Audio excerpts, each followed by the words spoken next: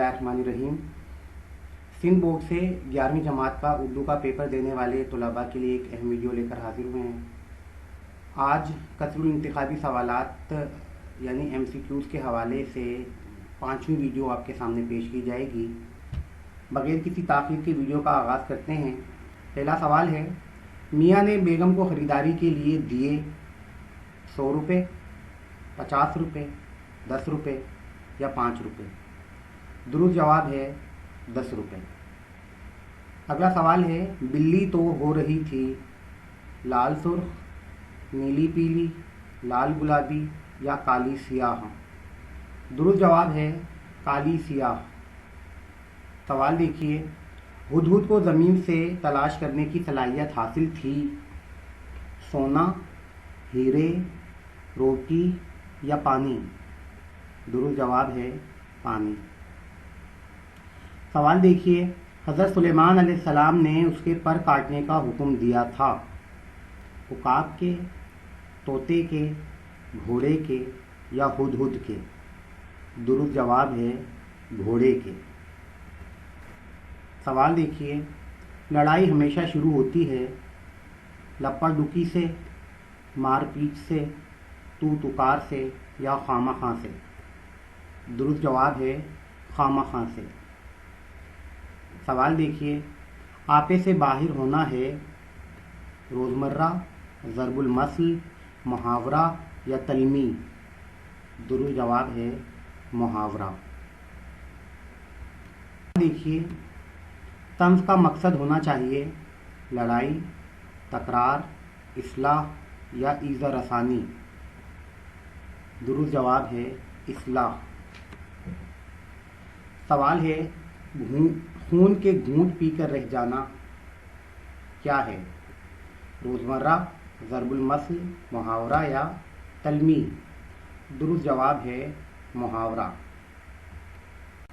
سوال دیکھیے، ایک انار و 100 بیمار میں حالات بیان کیے گئے ہیں، معاشرتی، طبی، انتظامی یا اخلاقی؟ درست جواب ہے طبی۔ سوال دیکھیے، ایک انار و 100 بیمار ہے ڈرامہ، افسانہ، ناول یا مزاحیہ مضمون؟ درست جواب ہے مزاحیہ مضمون۔ سوال دیکھیے، عام مریض کے لیے اچھا ہے درد دل کے لیے، درد گردہ کے لیے، درد جگر کے لیے یا درد سر کے لیے؟ درست جواب ہے درد جگر کے لیے۔ اگلا سوال ہے، ایک انار و 100 بیمار قواعد کی روح سے ہے لفظ، روزمرہ، ضرب المثل یا محاورہ؟ درست جواب ہے ضرب المثل ہے۔ اگلا سوال دیکھیے، گزشتہ سال مجھے لنگڑا آم بھیجا تھا، مولانا ظفر علی خان نے، مرزا غالب نے، مولانا حمید اللہ نے یا مولانا اکبر نے؟ اس کا درست جواب ہے مولانا اکبر نے۔ یہ علامہ اقبال کے خط سے MCQs لیا گیا ہے، تو علامہ اقبال کو مولانا اکبر نے آم بھیجے تھے، جس کا ذکر انہوں نے اپنے خط میں بھی کیا ہے۔ رموز بے خودی ہے مرثیہ، قصیدہ، غزل یا مثنوی؟ درست جواب ہے یہ مثنوی ہے، فارسی زبان میں علامہ اقبال کی۔ اگلا سوال دیکھیے، جھنڈیر نام ہے کالج کا، شہر کا، قبیلے کا یا ملک کا؟ درست جواب ہے قبیلے کا۔ سوال دیکھیے، دارالمصنفین واقع ہے لاہور میں، بہاولپور میں، کراچی میں یا اعظم گڑھ میں؟ درست جواب ہے اعظم گڑھ میں۔ اگلا سوال دیکھیے، جھنڈیر لائبریری میں مخطوطات موجود تھے 10,000، 7,000، 6,000 یا 5,000؟ درست جواب ہے 5,000۔ اگلا سوال دیکھیے، گل بانگ ہزار سے شاعر کی مراد ہے بلبل کا نغمہ، مسجد کی اذانیں، ماہر القادری کی کتاب ہزاروں نغمے؟ درست جواب ہے ہزاروں نغمے۔ سوال دیکھیے، آیات الہی کسے کہا گیا ہے؟ حمد کو، خالق کو پکارنے کو، قدرتی مناظر کو یا قرآن پاک کی آیات کو؟ جواب ہے حمد کو۔ شعر میں نکہتوں کے رنگ سے مراد ہے دھنک، طرح طرح کے مناظر، مختلف پھول، مختلف موسم۔ درست جواب ہے طرح طرح کے مناظر۔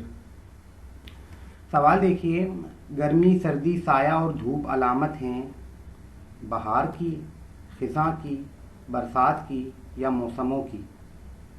درست جواب ہے موسموں کی۔ اگلا سوال ہے، وجدان سے شاعر کی مراد ہے ہمت و استقامت، عقل و دانش، فہم و فراست یا آگہی و شعور؟ درست جواب ہے آگہی و شعور۔